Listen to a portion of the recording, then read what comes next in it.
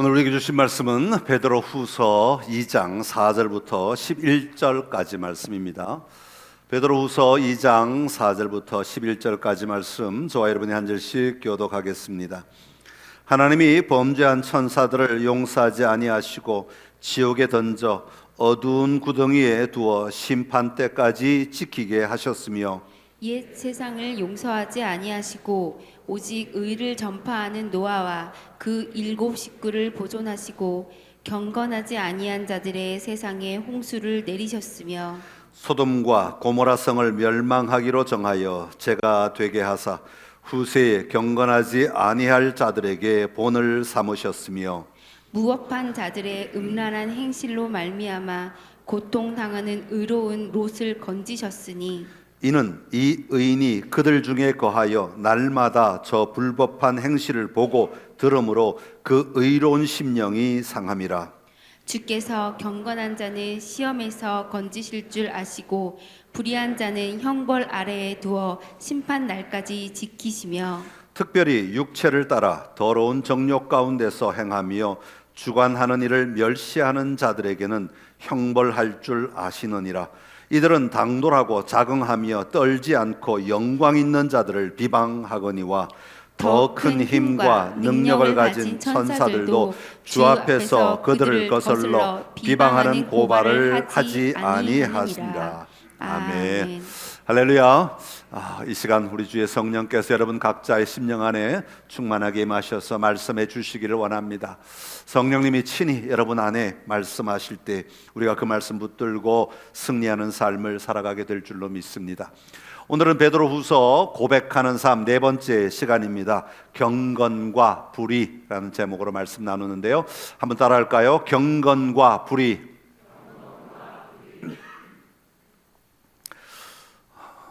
요즘 따라 제가 어릴 때 생각이 자꾸 나요.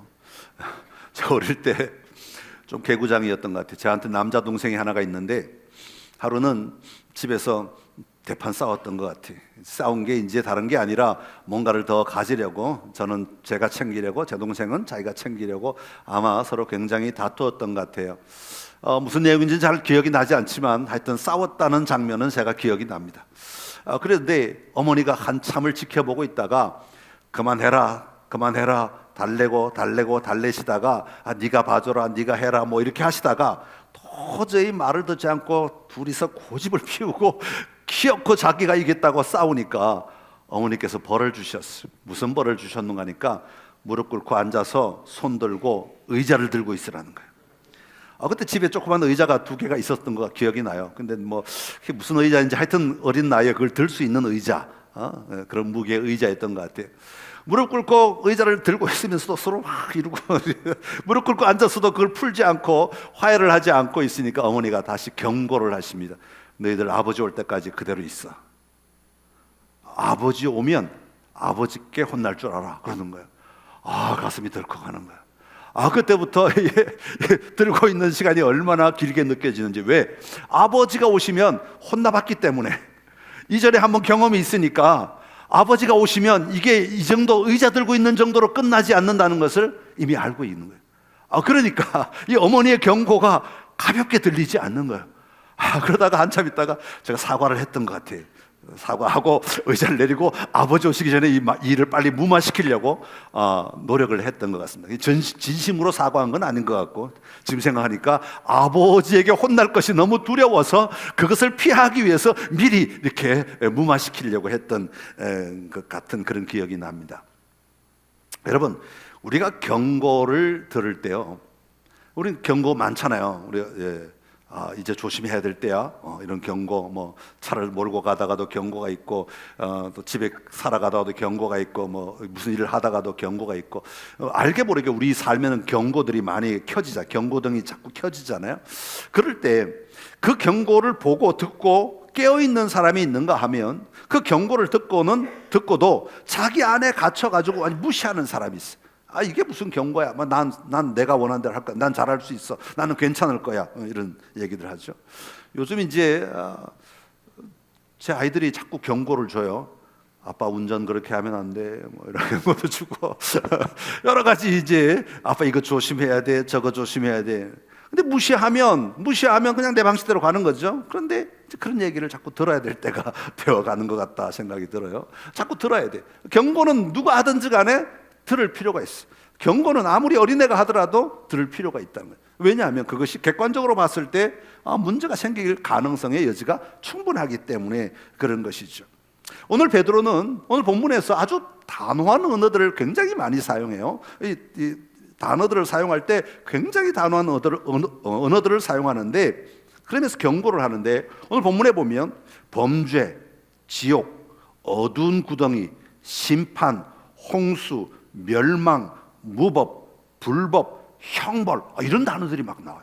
이게 다 형벌과 관련된 거죠. 이 심판을 받게 될 상황을 설명하는 단어들이 잔뜩 나오고 있습니다. 여러분, 하나님이 하시는 이 심판에 대한 경고, 사람의 입을 통하여 하시는 심판의 경고는 그냥 허투루 뻥치시는 거 아닙니다. 아주 진지하게 하나님은 사람의 입을 통해서 그 사람들이 들어야 할 말을 단호하게 내뱉고 계시는 것이죠. 특별히 오늘 본문은 지난주에 다뤘던 거짓 교사들을 향하여 하는 말이죠. 거짓 교사들을 향한 심판은 반드시 일어날 일이다, 이런 것에 대해서 성경은 계속해서 얘기하는 거예요. 그런데 오늘 본문을 자세히 보다 보면 이런 단어만 있는 게 아니라 또 다른 단어들이 있습니다. 용서, 보존, 의인, 심령, 건지신다, 이런 단어들도 같이 나오는 거예요. 여러분, 이런 단어들은 뭘 가리킵니까? 이런 단어들은 구원의 언어라고 부릅니다.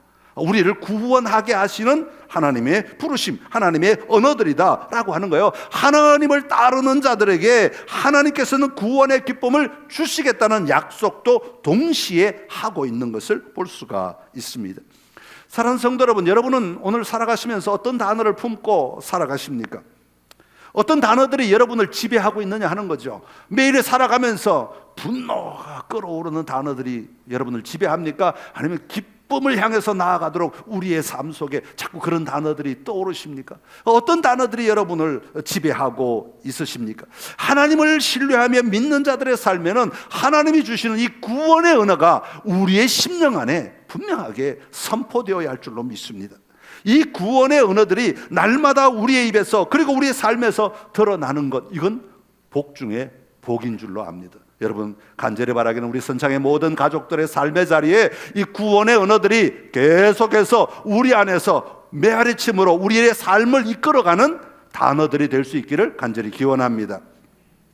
오늘 본문에서 베드로는 두 가지 개념을 대비해서 하나님의 일하심을 소개하고 있는데요, 9절과 10절의 말씀을 먼저 같이 읽어보겠습니다. 시작. 주께서 경건한 자는 시험에서 건지실 줄 아시고 불의한 자는 형벌 아래에 두어 심판날까지 지키시며, 특별히 육체를 따라 더러운 정욕 가운데서 행하며 주관하는 일을 멸시하는 자들에게는 형벌할 줄 아시느니라. 이들은 당돌하고 자긍하며 떨지 않고 영광 있는 자들을 비방하거니와. 아멘. 자, 여기 보면 크게 두 카테고리로 나누죠. 하나는 경건한 자라고 부릅니다. 다른 하나는 불의한 자라고 부르고 있는 거예요. 그러니까 경건한 사람들과 불의한 사람들로 구분하고 있는 거죠. 여러분, 경건한 사람은 어떤 사람입니까? 오늘 본문에 보면 주관하시는 일을 신뢰하며 따르는 자가 경건한 자라고 말하고 있습니다. 여러분, 주관하시는 일을 따른다 할 때 주관하시는 이는 누굽니까?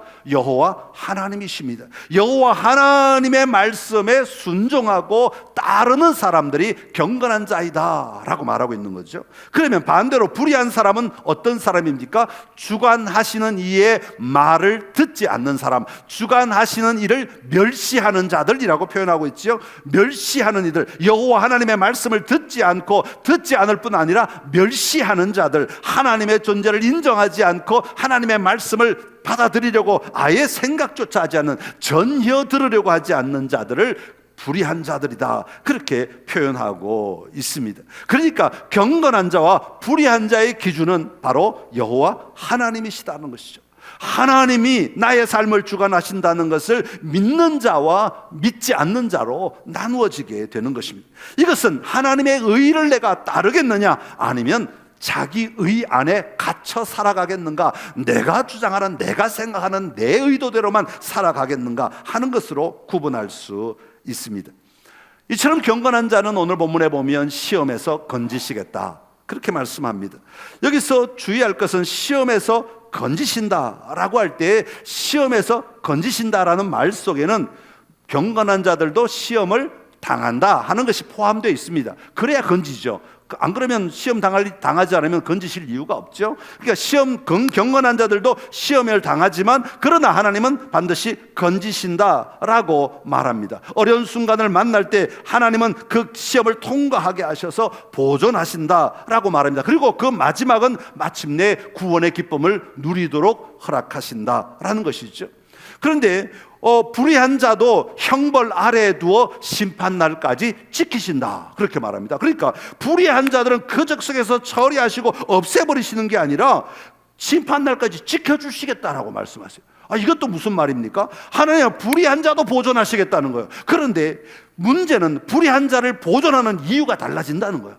불의한 자를 왜 보존하십니까? 심판하시기 위해 보존하시겠다, 그렇게 말씀하고 있는 거예요. 그래서 우리가 살아가는 이 세상에 살면은요, 경건한 사람들, 경건하려고 몸부림치는 사람들만 살아남는 게 아니라 모든 사람들이 다 여전히 뒤섞여서 살아가고 있다는 것을 우리가 먼저 인정해야 합니다. 사랑하는 성도 여러분, 우리는 하나님의 의를 덧입은 사람들입니다. 하나님께서 우리를 의로운 자다, 너희는 정말 의로운 자야 라고 말씀하셨습니다.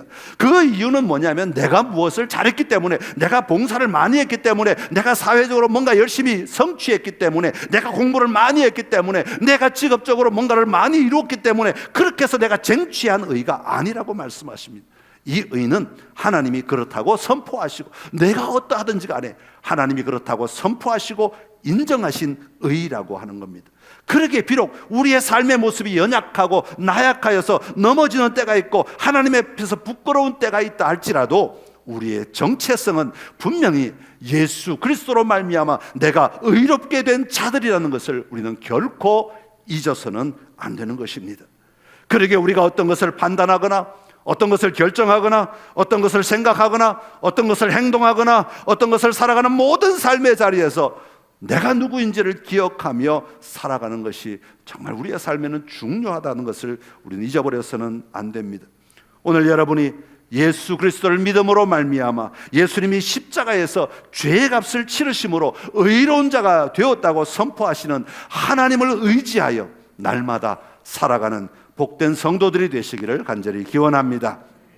오늘 베드로는 본문의 많은 부분을 할애해서 경건한 자와 불의한 자의 삶에 대하여, 그리고 이런 사람들에 대해서 하나님이 어떻게 일하시는가 하는 것을 세 가지 사례를 들어 소개하고 있습니다.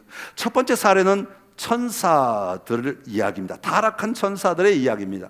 베드로후서 2장 4절의 말씀을 다시 한번 읽어보겠습니다.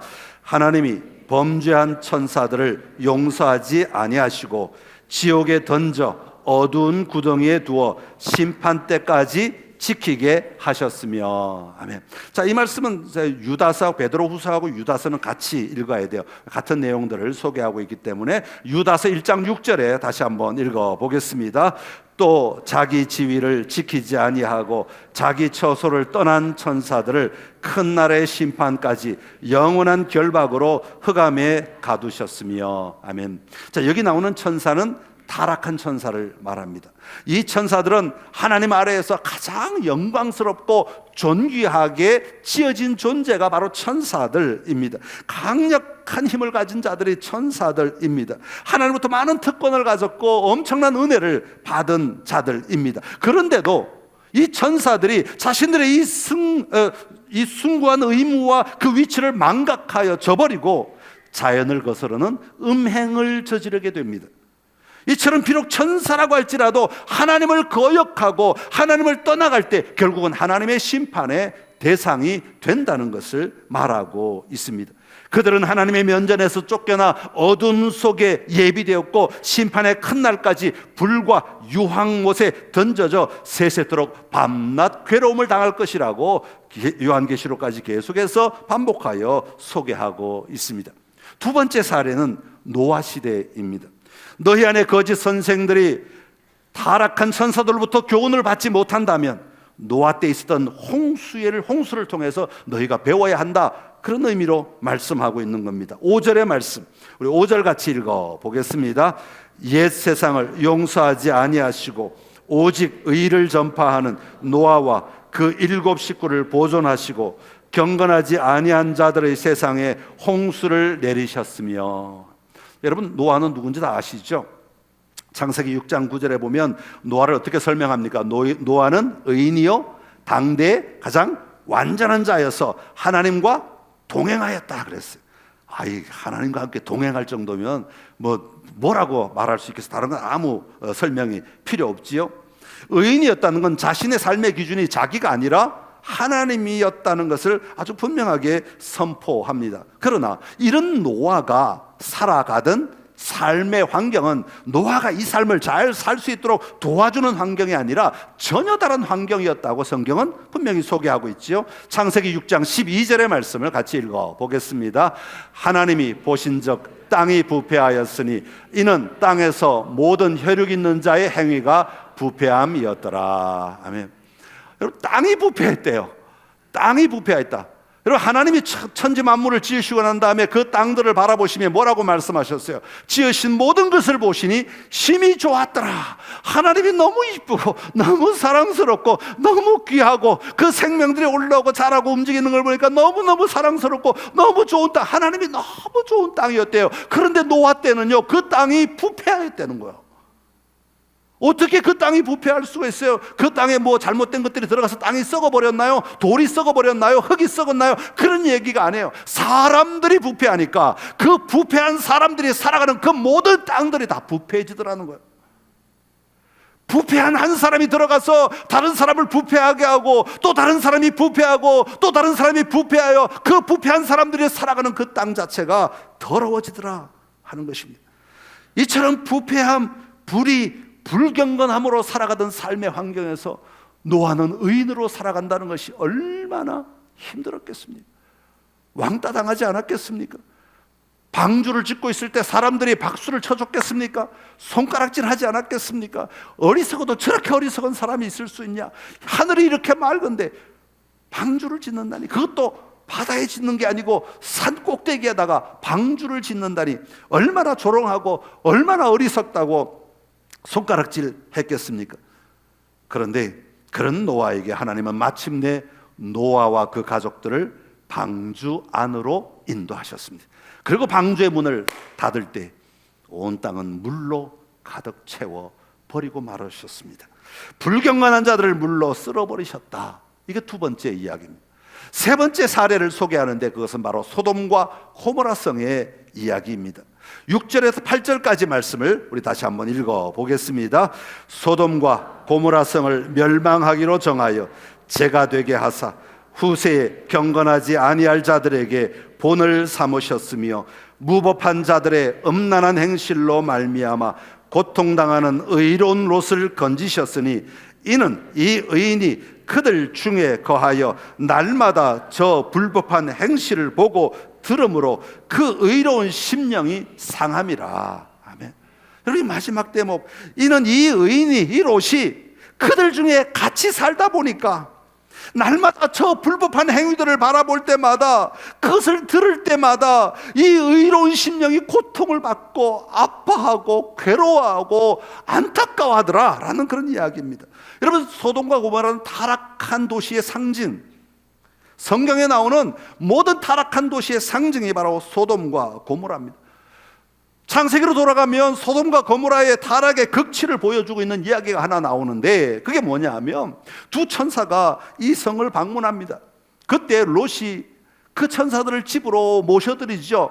환대를 하는 겁니다. 이게 당시의 문화였으니까 집으로 모셔드리고 극진하게 우리 집에 머무십시오, 모셔 들어갑니다. 그 장면을 마을 사람들이 봅니다. 아니, 저 사람들은 너무 잘생기고 너무 멋있고 너무 젊고, 야, 저 사람들은 너무 멋진 사람들인데 롯의 집으로 들어가는구나. 처음 보는 사람들인데 야, 롯의 집으로 들어가는구나. 그래서 사람들이 롯의 집을 애워싸지 않습니까? 그러면서 밖에서 소리 지르기를 뭐라고 소리 지릅니까? 그 사람들을 내놓아라. 그 사람들과 우리가 동성애를 하겠다는 겁니다. 그 사람들을 밖으로 내보내라는 거예요. 저렇게 멋진 사람이 왔으니 우리가 즐기고 싶다는 거예요. 그러니 밖으로 내보내라고, 밖으로 내보내라고 소리치는 거죠. 이것이 당시 사회의 타락을 보여주는 단편적인 이야기입니다. 사회가 전반적으로 이런 것을 용납하고 당연하게 여김으로 말미암아 그 사회가 얼마나 부패해지고 얼마나 타락해 가는가를 여실히 보여주는 장면입니다. 물론 롯도 연약한 자였죠. 롯도 부족하였죠. 이처럼 연약함이 있는 롯이지만, 그래도 연약하지만 그럼에도 불구하고 하나님의 의를 추구하며 살아가려고 몸부림치는 그를 향하여 하나님은 뭐라고 말씀하십니까? 그 성에서 떠나라. 그 성에서 떠나서 나오라고 말씀하시는 거예요. 그리고 내가 가르쳐 주는 곳으로 가라고, 피난하라고, 피신하라고 말씀하셨습니다. 사랑하는 성도 여러분, 이 세 가지 이야기가 공통적으로 보여주는 삶이 하나가 있습니다. 그게 뭐냐면 음란함입니다. 타락한 천사도 그렇고요, 노아 시대 사람도 그렇고요, 소돔과 고모라 사람들도 그렇고 모두 음란함에 끌려 살아가던 사람들이었습니다. 10절에 보면 육체를 따라 더러운 정욕 가운데서 행하였고 주관하는 일을 멸시하는 자들이었다, 그렇게 말합니다. 지난주에 다루었던 2절에 보면 그들의 호색하는 것을 따른다라고 말하고 있습니다. 여러분, 음란함이라고 하는 것은 인간의 욕구 가운데 가장 기본적인 욕구라고 말할 수 있습니다. 이 욕구가 정당하게 또 건강한 상태에서 사용되면 괜찮지만, 하나님이 허락하신 것이지만 이것이 이 틀을 벗어나기 시작하면 이것은 문제가 되는 겁니다. 사회적으로 문제가 일어나고, 가정으로 문제가 일어나고, 관계적으로 문제가 일어나고, 모든 문제의 근원은 이 틀에서 벗어날 때 일어나는 일들입니다. 여러분이 인간의 욕구대로 사람이 자기 마음대로 하기 시작하고, 내가 원하는 대로, 내가 바라는 대로 자기 의대로 모든 걸 처리하기 시작할 때 그 자리에는 하나님이 일하실 자리가 없다는 겁니다.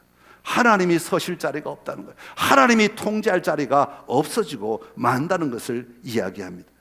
여러분, 우리는 완전하지 못합니다. 우리는 연약합니다. 그래서 자주 넘어지기도 하지요. 그러게 우리는 하나님이 나를 주관하시는 분이심을 신뢰하며 그분의 손을 붙들고 살아가야 하는 것입니다. 그것이 내 삶의 기준이 되고, 그것이 좋은 것이고, 그것이 옳은 것이고, 그것이 더 나은 삶임을 우리는 분명히 인정하며 살아야 하는 것입니다.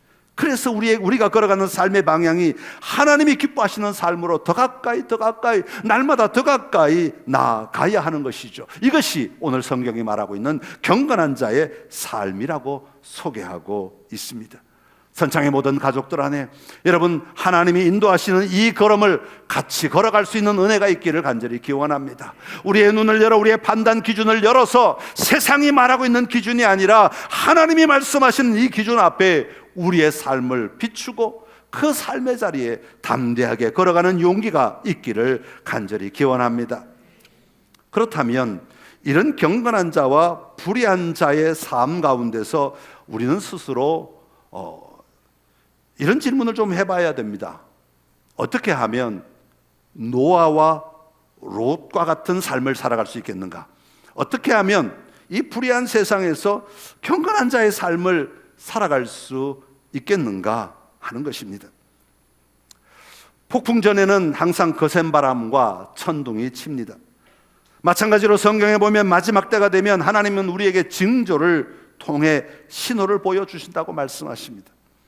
이때 우리는 나를 주관하시는 분은 여호와 하나님이심을 분명히 인정해야 합니다. 그리고 주님이 들어가라고 하시는 방주 안으로 들어가야 합니다. 그리고 우리는 소돔과 고모라에서 도망쳐라 라고 말씀하시는 주님의 음성을 듣고 그 성에서 도망칠 수 있는 용기가 있어야 합니다.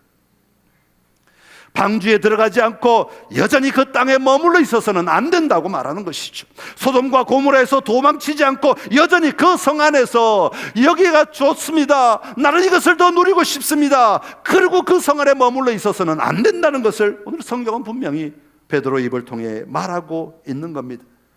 사랑하는 성도 여러분, 쏟아져 잠기게 하는 그 엄청난 물로부터 우리를 구원할 방주로 들어가는 우리 모두가 되기를 간절히 기원합니다. 방주는 좁아요. 아이고, 저 좁은 데에 들어가서 내가 어떻게 살까? 방주는 때론 더러울 수도 있어요. 온갖 짐승들이 함께 사니까 더러울 수도 있어요. 야, 저곳이 내가 원하는 곳이 아닌 것 같고, 내가 들어가면 답답할 것 같고, 내가 들어가면 누리지 못할 것 같고, 내가 들어가면 제대로 내 삶을 영위하지 못할 것 같고, 내가 제대로 쉬지 못할 것 같은 곳, 그렇게 보일지 모르지만 그 방주가 여러분의 생명을 구하는 곳입니다. 그 방주로 들어가야 한다는 것이죠. 주님은 말씀하십니다. 우리가 몸담고 살아가는 이 삶의 자리에 불의한 것이나 잘못된 것이나 하나님이 기뻐하지 않는 것들이 있다면 거기로부터 도망쳐야 한다고 말씀하십니다. 떠나가야 한다는 것이죠. 여러분, 소돔성 안에 여러분의 그동안 쌓아놓은 것들 다 놓고 떠나야 하는 발걸음이 무거울 수 있습니다. 결코 기쁘지 않을 수 있습니다. 내가 이걸 어떻게 번 건데, 내가 이걸 어떻게 모은 건데, 내가 이것을 어떻게 가진 건데, 내가 가진 모든 것들이 아까울 수도 있고 정말 억울할 수도 있고 내가 이걸 위해서 살았는데 불편할 수도 있습니다. 그러나 그건 놓고 떠나야 삽니다. 그건 놓고 떠나야 산다고 말씀하십니다. 여전히 우리의 다리를 붙들고 있고 우리의 마음을 붙들고 있고 우리의 생각을 붙들고 있는 그것들을 그리워하며 살아가다가는 그곳에서 우리도 그 땅이 부패한 것처럼 우리도 동일한 부패함 속에 머물 수밖에 없다고 말하는 겁니다. 어디로 도망가야 할까요? 어디가 안전한 곳일까요? 우리의 안전한 장소는 바로 예수 그리스도이십니다. 우리의 방주가 되시는 예수 그리스도의 품으로 들어가야 합니다. 그러기 위해서는 우리를 죄 가운데로 끌고 들어가는 자리에서 담대하게 매 순간순간 우리는 도망칠 수 있는 용기가 있어야 합니다. 예수님은 우리를 대신하여 십자가 위에서 죽으심으로 우리가 받아야 할 하나님의 진노를 다 받으셨습니다. 예수님께서 십자가에서 죽으심으로 우리에게 임할 미래의 심판에서 우리를 이미 노임받게 하셨습니다. 그러기에 우리가 가야 할 곳, 우리가 들어가야 할 방주는 바로 예수 그리스도이십니다. 그날에 반드시 우리는 주님 안에서 자유함을 얻게 될 것입니다. 우리가 도망가야 할 곳, 우리가 떠나가야 할 곳은 바로 예수 그리스도이십니다. 이 분명한 확신을 가지고 담대하게 경건한 자로서 나를 주관하시는 이인 여호와 하나님을 신뢰하는 삶이 오늘 우리 안에 회복되기를 간절히 기원합니다. 교회 와서만 회복하지 마십시오. 여러분, 매 순간의 자리에, 매 삶의 자리에, 매 걸음걸음 속에 여러분, 하나님이 여러분을 주관하시는 자임을 회복하시기 바랍니다. 하나님께 묻고 하나님 앞에 엎드리고 하나님께 구하고 하나님의 도움을 벌리고 손을 내밀고 여러분 얼굴을 하나님께 향하여 들 때, 예수를 향하여 들 때 우리 주님의 방주 안으로 우리는 끌려 들어갈 수 있게 될 것입니다. 이 놀라운 삶을 살아가는 삶이 오늘 우리의 삶이 되어야 할 줄로 믿습니다. 그렇게 살아가는 우리 모두가 되기를 간절히 기원합니다. 기도하겠습니다. 생명의 주권자신 우리 하나님 아버지, 은혜를 감사합니다. 우리를 하나님의 자녀 삼아 주시어서 하나님의 의로 무장시켜 주시고 하나님의 생각, 하나님의 기준들, 하나님의 마음들을 알아갈 수 있게 하여 주시니 감사합니다. 하나님, 이 세상은 하나님을 외면하고 하나님을 떠나고 하나님을 거역하고 하나님과 상관없는 삶을 살아가는 몸부림치는 그런 땅입니다. 아버지, 이 땅 가운데 우리가 하나님 앞에 온전히 서게 하여 주옵시고 아버지, 주관하시는 인 하나님을 온전히 바라보며 하나님의 주권을 인정하고 하나님과 더불어 살아갈 수 있는 힘이 있게 하여 주옵소서. 아버지여, 그러기 위해서 예수 그리스도 안으로 우리가 들어가야 할 줄로 압니다. 예수 그리스도의 품 안에 머물러야 할 줄로 압니다. 아버지여, 이 부패한 땅에서 떠날 줄 알아야 합니다. 하나님 아버지, 이 세상의 삶을 외면한다는 것이 아니라 나를 부패하게 하고 나를 더럽게 하고 나를 연약하게 만드는 것들로부터 떠나는 힘이 있어야 될 줄로 믿습니다. 아버지 하나님, 우리를 구하여 주시고 우리를 자유케 하여 주시고 우리를 노임받게 하여 주시어서 참된 삶의 승리를 보게 하여 주시옵소서. 그렇게 하실 하나님을 찬양하옵고 예수님의 이름으로 기도드리옵나이다. 아멘.